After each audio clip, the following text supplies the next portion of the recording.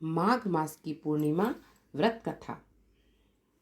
माघ पूर्णिमा का बाकी पूर्णिमाओं से कई गुना अधिक महत्व है। इस व्रत को करने से व्यक्ति की सभी मनोकामनाएं पूरी होती हैं। शास्त्रों में माघ मास को बहुत ही पुण्य फलदायी माना गया है। ऐसे में माघ पूर्णिमा पर इस पौराणिक कथा का पाठ जरूर करना चाहिए। इसके बिना व्रत अधूरा माना जाता है। माघ पूर्णिमा की पौराणिक कथा के अनुसार एक नगर में धनेश्वर नाम के एक ब्राह्मण रहता था।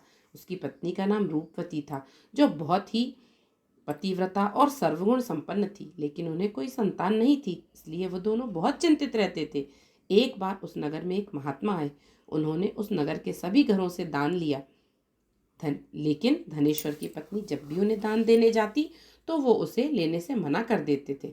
एक दिन धनेश्वर महात्मा के पास गया और उसने पूछा कि हे महात्मन, आप नगर के सभी लोगों से दान लेते हैं, लेकिन मेरे घर से नहीं लेते हैं। हमसे अगर कोई भूल हुई हो तो हम ब्राह्मण दंपति आपसे क्षमा याचना करते हैं। इस पर महात्मा ने कहा, नहीं विप्र, तुम तो हमेशा आदर सत्कार करने वाले ब्राह्मण हो, तुमसे भूल तो कभी भी नहीं हो सकती है। महात्मा की बात सुनकर धनेश्वर हाथ जोड़कर बोला, हे मुनीश्वर, फिर आखिर क्या कारण है? कृपया हमें उससे अवगत कराएं।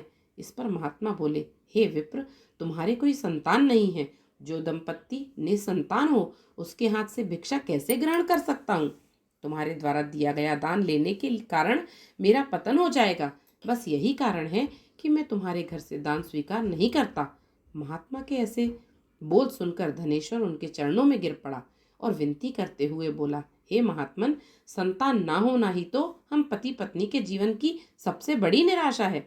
यदि संतान प्राप्ति का कोई उपाय हो तो बताने की कृपा करें। हे विप्र, तुम्हारे मुनिवर ब्राह्मण का दुख देखकर महात्मा बोले, हे विप्र, तुम्हारे इस कष्ट का एक आसान तरीका है। तुम्हें 16 दिनों तक श्रद्धा पूर्वक काली माता की पूजा कर उन्हें प्रसन्न करना होगा, तो उनकी कृपा से अवश्य तुम्हें संतान की प्राप्ति होगी। इतना सुनकर धनेश्वर बहुत खुश हुआ। उसने महात्मा का आभार प्रकट किया और घर आकर पत्नी को सारी बात बताई। इसके बाद धनेश्वर माँ काली की उपासना के लिए वन चला गया। ब्राह्मण ने पूरे 16 दिन तक काली माता की पूजा की और उपवास रखा। उसकी भक्ति देखकर और विनती सुनकर काली माता ब्राह्मण के सपने में आई और बोली, हे धनेश्वर, तू निराश मत हो। मैं तुझे संतान के रूप में संतान की प्राप्ति का वरदान देती हूँ, लेकिन 16 साल की अल्पायु में ही उसकी मृत्यु हो जाएगी। काली माता ने कहा, यदि तुम पति पत्नी विधि पूर्वक 32 पूर्णिमा का व्रत करोगे तो तुम्हारी संतान दीर्घायु हो जाएगी। प्रातःकाल जब तुम उठोगे तो तुम्हें यहाँ आम का एक वृक्ष दिखाई देगा। उस पेड़ से एक फल तोड़ना और ले जाकर अपनी पत्नी को खिला देना। शिव जी की कृपा से तुम्हारी पत्नी गर्भवती हो जाएगी। इतना कहकर माता अंतर्ध्यान हो गई। प्रातःकाल जब धनेश्वर उठा तो उसे आम का वृक्ष दिखा, जिस पर बहुत ही सुंदर फल लगे थे। वो काली माँ के कहे अनुसार फल तोड़ने के लिए वृक्ष पर चढ़ने लगा। उसने कई बार प्रयास किया, लेकिन फिर भी फल तोड़ने में असफल रहा। तभी उसने गणेश भगवान का ध्यान किया और गणपति की कृपा से इस बार वो वृक्ष पर चढ़ गया और उसने फल तोड़ लिया। धनेश्वर ने अपनी पत्नी को वो फल दिया, जिसे खाकर वो कुछ समय बाद गर्भवती हो गई। दंपत्ति काली माँ के निर्देश के अनुसार हर पूर्णिमा पर दीप जलाते रहे। कुछ दिन बाद भगवान शिव की कृपा से और ब्राह्मण की पत्नी ने एक सुंदर बेटे को जन्म दिया, जिसका नाम उन्होंने देवीदास रखा। जब पुत्र 16 वर्ष का होने को हुआ तो माता को चिंता होने लगी कि इस वर्ष उसकी मृत्यु ना हो जाए।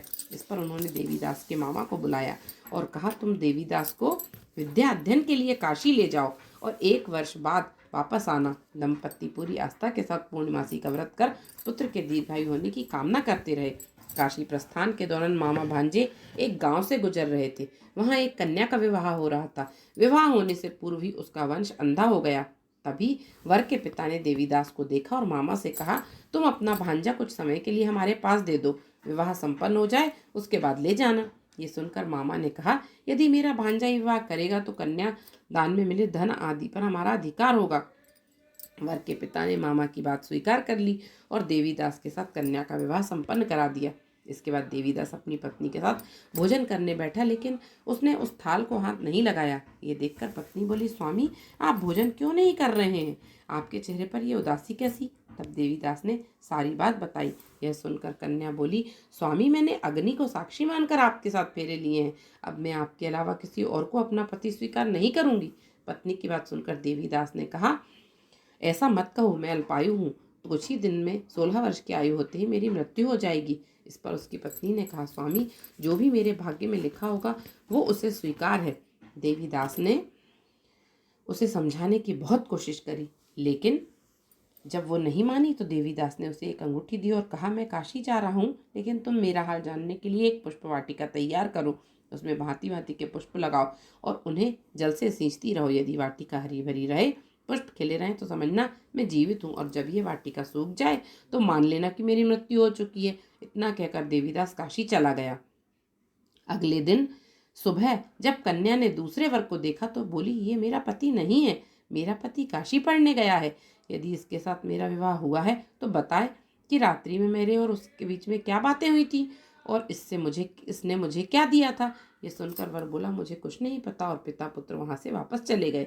उधर एक दिन प्रातःकाल एक सर्प देवीदास को डसने के लिए आया, लेकिन उसके माता पिता द्वारा किए जाने वाले पूर्णिमा व्रत के प्रभाव के कारण वो उसे डस नहीं पाया।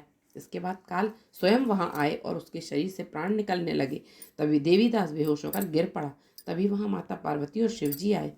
देवीदास को बेहोश देखकर देवी पार्वती बोली, हे स्वामी, देवीदास की माता ने 32 पूर्णिमा का व्रत रखा था, उसके फलस्वरूप कृपया आप इसे जीवन दान दें। माता पार्वती की बात सुनकर भगवान शिव ने देवीदास को पुनः जीवित कर दिया। इधर देवीदास की पत्नी ने देखा कि पुष्प वाटिका में एक भी पुष्प नहीं रहा। वो जान गई कि उसके पति की मृत्यु हो चुकी है और रोने लगी। तभी उसने देखा कि वाटिका फिर से हरी भरी हो गई है। ये देखकर वो बहुत प्रसन्न हुई। उसे पता चल गया कि देवीदास को प्राणदान मिल चुका है। जैसे ही देवीदास 16 वर्ष का हुआ, मामा भांजा काशी से वापस चल पड़े। रास्ते में जब वो कन्या के घर गए तो उसने देवीदास को पहचान लिया और प्रसन्न हुए। धनेश्वर और उसकी पत्नी भी पुत्र को जीवित पाकर हर्ष से भर गए। बोलिए विष्णु भगवान की जय, समस्त देवी देवताओं की जय। जय जय श्री राम।